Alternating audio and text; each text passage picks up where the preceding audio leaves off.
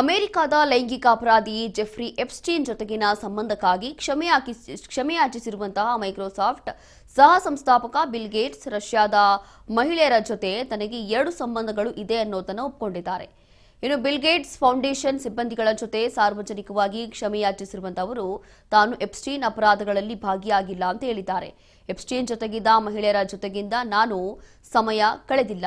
ನಾನು ರಷ್ಯಾದ ಮಹಿಳೆಯರ ಜೊತೆ 2 ಸಂಬಂಧಗಳನ್ನು ಹೊಂದಿದ್ದೇನೆ. ಆದರೆ ಆ ಮಹಿಳೆಯರು ಎಪ್ಸ್ಟೀನ್ ರೆಸಾರ್ಟ್ನಲ್ಲಿ ದೌರ್ಜನ್ಯಕ್ಕೆ ಒಳಗಾಗದ ಮಹಿಳೆಯರಲ್ಲ. ನಾನು ಅಕ್ರಮವಾಗಿ ಏನನ್ನೂ ಕೂಡ ಮಾಡಲಿಲ್ಲ. ನಾನು ಅಕ್ರಮವಾಗಿ ಏನೂ ಕೂಡ ನೋಡಲೂ ಇಲ್ಲ.